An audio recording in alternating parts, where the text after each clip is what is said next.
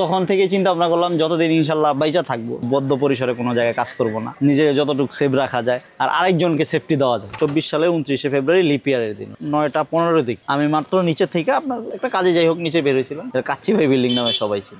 নিচে চিল্লাচিল্লি, আমাদের ওইখানে তো পুরোটা একদম এসি না, চিল্লাচিল্লি করলো নিচে, চিল্লাচিল্লি করলো উপরে কোনো আওয়াজ যায় না। ভালো একজন লোক ছিল, উনি পিঠ চাপড়ে আমার বলতে সাইফুল চলো আগুন লাগছে, তখন আমি কেয়ার করি নাই। দ্বিতীয়বার উনি আবার এক সিঁড়ি নেমে গেছে, তারপর আবার উঠে উনি আমার বলতেছে যে সাইফুল আগুন লাগছে। তখন আমি ফোনটা মানে পকেটে ঢুকে কাটিও নেই ফোন, কিন্তু আমার তখনও পকেটে রানিং। তো তখন নিচে দৌড় দিছি, তখন তো নিচে লাগছে না উপরে লাগছে, এর আগে এরকম 2-1 বার ঘটনা ঘটছে যে আগুন লাগছে শুনছি, তো যাই হোক ওটা মানে নিভা গেছে কিংবা যে সিরিয়াস পর্যায়ে যায় না। তো আমি ভাবছি ওরকমই আর কি কিছু। তো আমার সামনে যে স্যারের কথা বললাম শামীম হাওলাদার স্যার, উনি কি করছে দৌড় দিয়া মানে ওই একদম জটলার মাঝখানে পড়ে গেছে। পড়ে যাওয়ার পর মানে উনি আর নড়তেও পারতেছে না, ইও করতে পারতেছে না, শুধু আমার দেখে হাতটা বাড়াইছে। আমার যখন আমি হাতটা ধরছি উনি মেবি ওখানে স্ট্রোক করছে, 2 হাত দিয়ে টানতেছে, মানে আমি পারতাছি না, আমার শক্তিতে আর কুলাইতে পারতেছে না।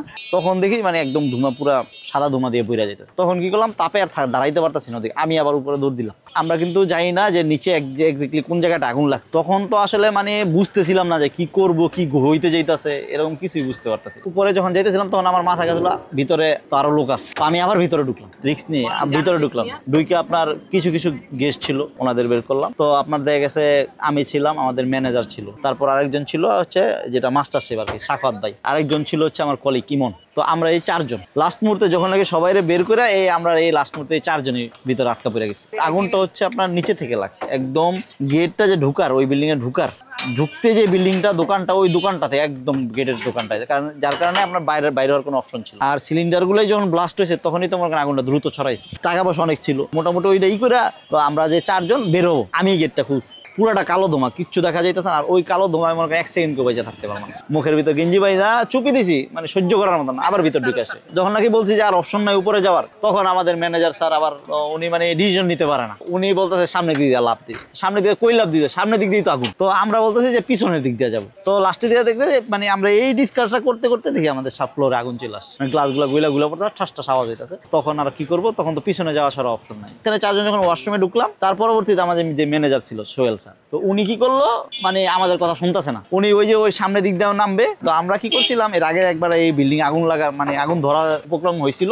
তো তখন কি করছিলাম, আমরা ওই চাইনিজ রশিগুলো আছে না, মোটা রশি, ওই রশিগুলো ওই সামনের দিক দিয়ে আমরা বাইন্দা রাখলাম। স্যার বলতেছে যে না আমি এদিকে দাঁড়াবো না, আমি এদিকে দাঁড়াবো না, আমি সামনের দিক দিয়ে যাবো। উনি আমাদের এই যে ওনার রিকোয়েস্ট করলাম, আমি করলাম সাক্ষাৎ ভাই, ওনার পাওয়া পর্যন্ত ধরছি। তো উনি আমাদের কথা শুনে হাত ঝাড়া দিয়ে উনি ওই সামনের দিক দিয়ে দৌড় দিয়ে গেছে, পাঞ্জাবি খুইলা আপনার ওই রশিতে বাইদা নামার চেষ্টা করছে, সাথে সাথে পড়ে গেছে। আমরা তো দেখার তো দূরে না, মোটামুটি অনেকখানি দূরে, রশিদের নামতাছে, আমরা তো দেখতেছি হাড়, বুকের হাড় ভাঙছে, পা ভাঙছে, হাত ভাঙছে, মানে একদম পুরা বডি ড্যামেজ হয়ে গেছে। বাইচাছে আল্লাহ পাক, ওনারা বাঁচায় রাখছে।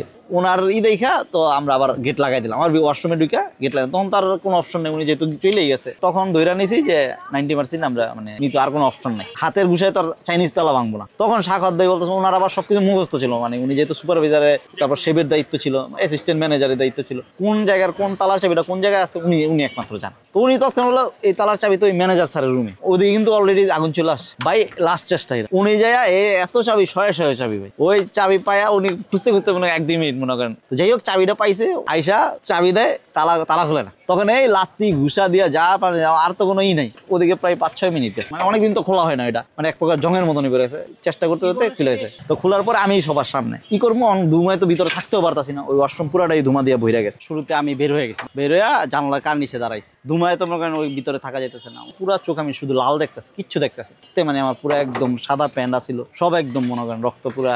শুধু এই সাইডে বাড়ি খাইতেছি, এই সাইডে বাড়ি খাইতে আপনার ওই পাশে বিল্ডিং কেএফসি বিল্ডিং এ আপনার গেট ছিল, ছোট্ট পকেট গেট, ওটা কিন্তু আমরা জীবনে জানিও না। বাড়ি খাইতে ওই গেট পেয়ে গেছি, গেটের ভিতর ঢুকেছি, বেডে কান্না করতেছি যে কেউ বাঁচান। তখন একটা ছেলে দেখতেছি, মানে হাফসা দেখতেছি যে একটা ছেলে মানুষের মতন আর কেউ দিক দিয়ে চাইতেছে। তো ওনারা বলছে ভাই বাঁচান, মানে যেটা উনি আবার আসছে দূরে, ভাই এখানে কেউ নাই, ভাই আপনিও চলেন, ভাই আমি তো যাইতে পারতেছি না, একটু শোনেন। ওদের হয়েছে ভাই আপনার ছাড়া আমার কোনো অপশন নেই, আপনি এসছেন ফেরাস্তা, আমার বাঁচান ভাই। উনি বলছে ভাই পানি তো নেই, বলে সামনে ওয়াশরুম আছে, কোনটাই আমি তো দেখতেছি না। তো উনি বলে তো ওয়াশরুমটা দেখাইছে এত বড় ড্রাম, ওই সচরাচর 3-4 জন মানুষ আপনার মনে করেন ওই ড্রাম আলগাইতে পারো, আলাদার মতো ও তখন একাই আলগায় ফেলাইছে, ওই ড্রাম আলগায় মাথায় ঢেলাইছে। ওনারা যে ধরছি ওনারা চাই না ভাই আপনি আমার বাড়ি করতে হবে। ও ছেলেটা আপনার 15 দিন হয়েছে আপনার ঢাকা আসছে মাত্র।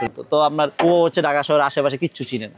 ওর হাত ধরে বের হয়েছি বাহিরে, যখন নাকি বের হয়েছি বিল্ডিংটা থেকে এই হাজার হাজার মানুষ, কেউ সাকে আগায় সামনে আসে না। ওই ছেলেটাও কান্না করতেছে ভাই ধরেন। পরে আমি বললাম কেউ আসবো না ভাই, আমি এদিকে বসলাম, বলতেছে ভাই আমি একটা জায়গায় চিনি কাকরাইল, আমি কই বাস আর কিচ্ছু লাগবো না, আমি একটা রিক্সা নিয়ে এই পোলাটা এই অফিসার্স কোয়ার্টার যেটা বলো ওই মোড়ের থেকে রিক্সা নিয়ে আসছে, রিক্সা নিয়ে ওইদিকে দাঁড় করে আবার আমার ধরে নিয়ে গেছে এক কালো। এর ভিতর আবার সাংবাদিক আছে আমার ইন্টারভিউ নিয়ে। আমি তো কথা বলতে পারছি না, শুধু হাত জোর করছি ভাই মুরা যাবো আমার সামনে কেউ আসে। পরে আপনার ও ছেলেটা রিক্সা নিয়ে আসছে, তখন আমার মোবাইলটা আবার পকেটে, আপনার বাসা যায় না। আমি কই ভাই আমি তো নাম্বার বলতে পারতাছি না, আমি মোবাইলটা বের করে পরে লক করা। আমি বলতেছি ভাই ফিঙ্গার আছে, ওই নিয়ে ফিঙ্গারটা দিছে। শুরুতেই ডায়াল কলে ছিল আমার হচ্ছে শ্বশুর আব্বা যেটা। তো আর কি উনি জানাজানি হইলো হয়েছে, তো হসপিটাল গেছে হচ্ছে কাকরাইল ইসলামী ব্যাংক হাসপাতাল। ওই হাসপাতাল নিয়েছে ওমা, ওই হাসপাতাল তো আমরা ধরেন ওনারা মানে তখনও যায় না যে বেলি রোডে এত বড় বিল্ডিং আগুন লেগে সব পুরা ছাড়কা। তখন থেকে চিন্তা ভাবনা করলাম যতদিন ইনশাল্লাহ বাইচা থাকবো বদ্ধ পরিসরে কোনো জায়গায় কাজ করব না, নিজেকে যতটুকু সেভ রাখা যায় আর আরেকজনকে সেফটি দেওয়া যায়।